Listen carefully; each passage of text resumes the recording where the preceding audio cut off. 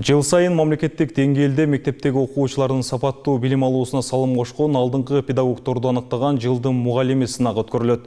Бирок бул иш-чара жеке менчик мектептердин мугалимдери катыша албай келгендиктен, быйыл Бишкектеги Давкак мектеп комплекси өздөрүнүн мугалимдеринин арасында 2024-жылдын мугалими сынагын уюштурду.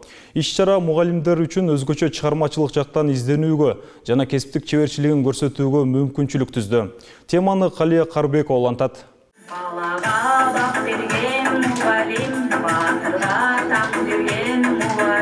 Мына ушундай балдарга билим берген педагогдордун эмгегин баалоо максатында жылдын мугалими сынагы биринчи жолу Давка мектеп комплексинде өткөрүлдү. Мамлекеттик деңгээлде өткөрүлчү мындай сынакка жеке мектептердин мугалимдери катыша албастыгы сынакты мектепте уюштурууга түрткү болгон.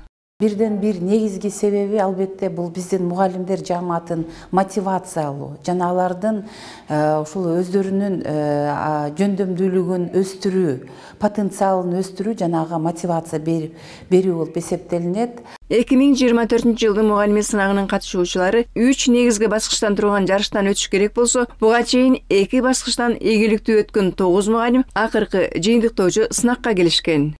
Биринчи баскыч бул мугалимдин өзүнүн кредосы болду, өзүнүн сабакка болгон максаты, балдарга койгон максаты. Экинчиси бул ачык сабак өттүк. Бул жекте мугалимдин өзүнүн бардык билимин, илимин колдонду. Бул жекте заманбап технологияларды колдонуусу, сабакты кандай методика менен өтөт, ошонун колдонуусу.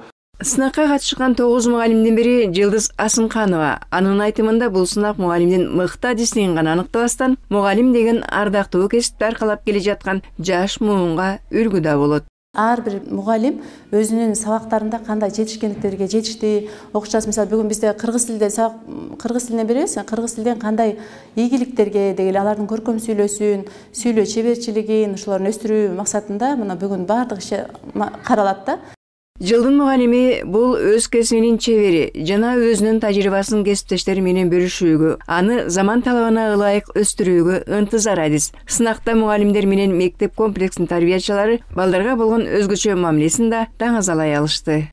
Я не работаю воспитателем. Жыйынтыктоочу турда мугалимдер өздөрүнүн кесиби, ага чыгармачылык мамилеси тууралуу маалымат беришти. Андан сырткары берилген суроолорго жооп берүүдө ар бир катышуучу өз деңгээлин, чеберчилигин көрсөтө алды. Ал эми жеңүүчүлөр үчүн атайын белектер менен баш байге да даярдалган. Жетекчинин айтымында белектердин баары күндөлүк турмушта пайдалуу буюмдар. Мектеп жамааты сынактын жыйынтыгы адилет туура чечилсин деп калыстар тобуна тиешелүү адистер менен бирге ата-энелерди да кошкон. Свердлов райондук билим берүү бөлүмүнүн адиси Элмира Абдыкасымованын айтымында мугалимдер сынакка абдан мыкты даярданышкан. Азыркы биздин мамлекетибиз талап кылып жаткандагыдай мугалимдерди тандоо үчүн биз болушунча калыс, акыйкат чечим чыгарып бердик.